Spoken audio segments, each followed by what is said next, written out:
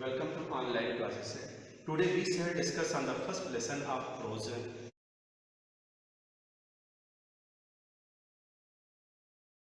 The first lesson of the prose is a girl with a basket and it has been written by William C. Douglas. William C. Douglas was the judge of Supreme Court of America. We shall discuss this lesson by 5 points. First, author's purpose and journey. Second, natural scene.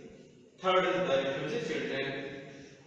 Fourth, a friend refugee girl and her respected author's feeling regarding India.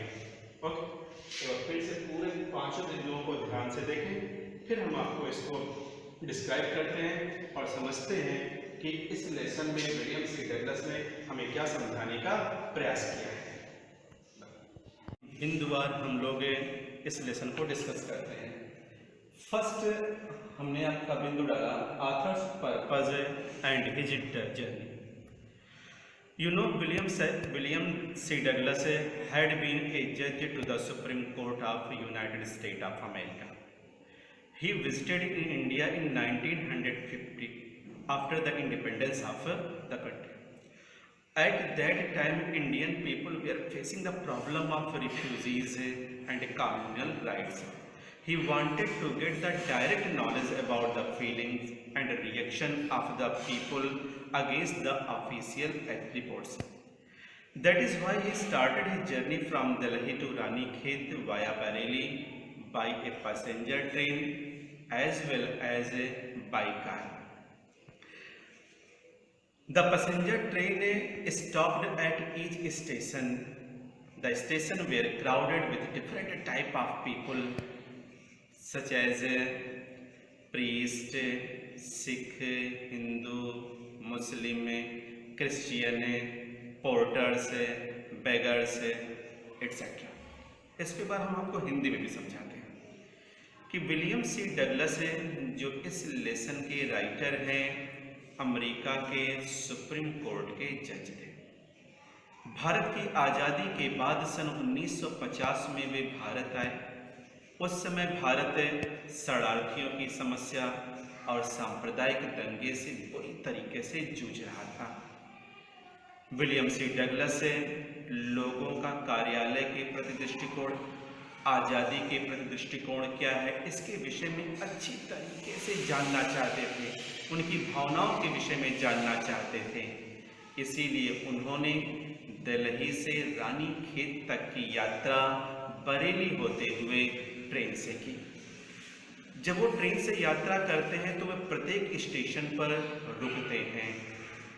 Station विविध प्रकार के लोगों से भरे थे, हिंदू, मुस्लिम, सिख, ईसाई, कुली, भिखारी, और प्रयास करते हैं लोगों से बातचीत करने का, ताकि वे भारत की आत्मा के विषय में अच्छी तरीके से जान सकें कि भारत के लोग अपने आज़ादी के विषय में क्या सोचते हैं। The second point, natural scene or natural phenomenon. You know, William C. Douglas was passing by a passenger train.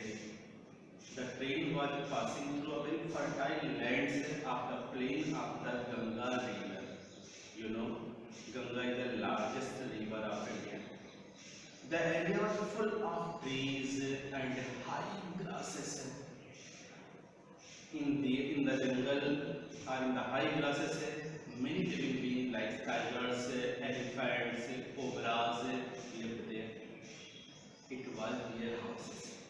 The village houses were built with mud, grass and bamboo. The monkeys were wandering on the station in search of food. At that day, when William C. Douglas was traveling, the pumpkin beds grew over all the huts. Okay. Third point, the refugee children. During his journey, the writer used to get down at the platforms and wanders on the platform. At one station, as soon as he got down at the platform, A group of refugee children gathered around him. All the refugee children were selling fans and baskets. Their baskets and fans were hand woven. The writer bought some baskets, fans from them. You know, in 1947, the partition of India was decreed between two nations, India and Pakistan. That is why, due to religious fanaticism, a lot of people had come to India from Pakistan as refugees. And the children who came from Pakistan were selling fans, baskets, etc. इसको थोड़ा हम लोग हिंदी में भी देखते हैं ताकि आपको समझ में भी आए कि हम जो बोल रहे हैं उसका मतलब क्या है। दोनों को डिस्क्राइब कर रहे हैं, नेचुरल सीन को और रिफ्यूजी चिल्ड्रन को। आज विलियम सी डगलस जिस ट्रेन से रानीखेत के लिए यात्रा कर रहे थे, वो जो एरिया था वह गंगा का ऊपरी मैदानी भाग था, बड़ा ही उपजाऊ एरिया था। लेकिन आज बाढ़ भी वहां पर पर्याप्त मात्रा में आई हुई थी और हजारों एकड़ चावल की भूमि को डुबाई हुई थी। उधर के एरियाज पेड़ से ऊंची ऊंची घासों से भरे पड़े थे। जो ऊंची ऊंची घास थे, जंगल थे, वहाँ बहुत सारे जीवित प्राणी जैसे बाघ, हाथी, कोबरा, अजगर, ये सब रहते थे। जिस गांव से होकर के आज उसकी ट्रेन गुजर रही थी, वहां के सारे घर झोपड़ियों के बने हुए थे। स्टेशन पर देखें तो ढेर सारे बंदर भोजन की तलाश में इधर उधर घूम रहे थे। कुछ बंदर उनके बच्चे पेड़ों पर झूल रहे थे और आज सारी झोपड़ियों पर कद्दू की जो लताएं थी वो खिली हुई थी। देखने में बड़ा ही मनोहारी और सुंदर दृश्य लगता था। जहाँ तक रिफ्यूजी चिल्ड्रन की बात है, आपको मालूम है जैसा कि हमने बताया कि लेखक एक पैसेंजर ट्रेन से यात्रा कर रहा है और अपनी यात्रा के दौरान वह हर स्टेशन पर उतरता था, स्टेशन पर इधर उधर घूमता था और जो भी इंग्लिश बोलने वाले लोग होते थे उनसे वह देश के मामलों के विषय में, ऑफिशियल रिपोर्ट के विषय में बातचीत करता था। लेकिन एक स्टेशन पर जैसे ही वह उतरता है, ढेर सारे बच्चों का समूह उसे घेर लेता है। सब शरणार्थी बच्चे थे, वे टोकरियां बेच रहे थे, हैंड्स हाथ के बने हुए पंखे बेच रहे थे और चाहते थे कि लेखक उनकी टोकरियों को, उनके पंखों को खरीद ले। आखिर थे ये रिफ्यूजी कौन? 1947 में जब भारत और पाकिस्तान के विभाजन की घोषणा कर दी गई तो धार्मिक उन्माद के भय के कारण लगभग 9 मिलियन पीपल पाकिस्तान छोड़ दिए और शरणार्थी के रूप में भारत पहुंच गए। The fourth point, a refugee girl and her respect. एक शरणार्थी बच्ची और उसका सम्मान है। The writer says that there was a beautiful girl of 9 among those refugees. She wanted that the author should buy her basket, but the writer did not like to buy any more baskets. She implored him in her sweet voice. She had tears in her eyes. The writer took pity on her condition. So he took out 50 cents from his coat pocket and put it in her basket and made it clear that he had no more basket, and he was given 15 cents as free financial help after that.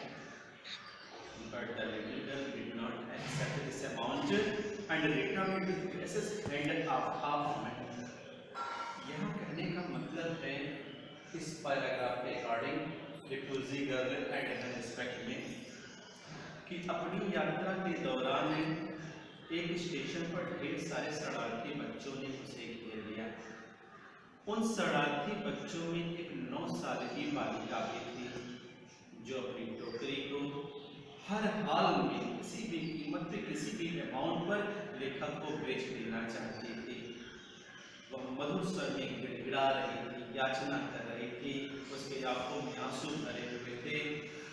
जब उसकी दयनीय स्थिति को लेखक ने देखा तो उसने अपने जेब कोट के जेब से 15 सेंट निकाला और उसकी टोकरी में डाल दिया और साथ ही साथ यह समझाने का प्रयास किया कि मुझे किसी टोकरी की आवश्यकता नहीं है, मैं यह 15 सेंट तुम्हें एक फाइनेंशियल हेल्प के रूप में या दान स्वरूप दे रहा हूँ। लेकिन लड़की आत्मसम्मान से भरी हुई थी, वह दान के पैसे को नहीं चाह रही थी। उसने बड़े ही नज़ाकत के साथ, बड़े ही विनयशीलता के साथ जितना भी पैसा 15 सेंट लेखक ने दिया था उसने उसे वापस कर दिया। ठीक पॉइंट है author's feeling regarding India. William C Douglas, who was the judge of Supreme Court of America, was much influenced by the behavior of the little girl because he did not accept the money as a charity. Now there was no other way left than purchasing the basket. At last the writer bought the basket. When the writer bought her basket, then she accepted the money. She wiped her tears, smiled, and went towards her hand. But her behavior had a deep effect on the mind of the writer. During his visit of India, William C. Douglas found the people of India having a great sense of self-respect and perfect citizenship because they loved India and independence. All the people of India were very kind and hospitable. At the end of the lesson, when William C. Douglas met the Prime Minister Pandit Jawaharlal Nehru, he narrated the story of the refugee girl and also told him that her innocent behavior had showed him the warm soul of India. कहने का मतलब है कि William C Douglas लड़की के व्यवहार से बहुत ज़्यादा प्रभावित थे। जब लड़की ने उनके दान का पैसा ठुकरा दिया तो उनके पास कोई और चारा नहीं बचा कि वो टोकरी को ना खरीदे। मजबूर होकर के उन्होंने टोकरी खरीद ली। लड़की ने पैसा तब स्वीकार कर लिया। वह अपने आंसुओं को भी पोंछी, वह मुस्कुराई और खुशी खुशी अपने घर चली जाती है क्योंकि उसे लगता है कि आज उसे और उसके परिवार को भर पेट भोजन मिलेगा। लेकिन यह बात लेखक के मन को छू गई थी। अपनी यात्रा के दौरान लेखक ने बहुत सारे भारतीयों को देखा, बहुत सारे भारतीयों से मिले, लेकिन सभी जितने भी भारतीय थे सब आत्मसम्मान से भरे थे, सब में नागरिकता की भावना प्रबल थी। वे लोग विनम्र थे, वे लोग उदार थे। और लेसन के अंत में वो पंडित जवाहरलाल नेहरू से मिलते हैं और अपनी उस कंडीशन, अपनी उस कहानी को भी बताते हैं कि किस तरीके से एक रिफ्यूजी लड़की मिली और उस लड़की ने उसे इतना ज़्यादा प्रभावित कर दिया कि वे भारत से अत्यधिक प्रेम करने लगे क्योंकि उस लड़की ने उन्हें भारत के आत्मा की एक झलक दिखला दी थी। ये 5 बिंदु हैं।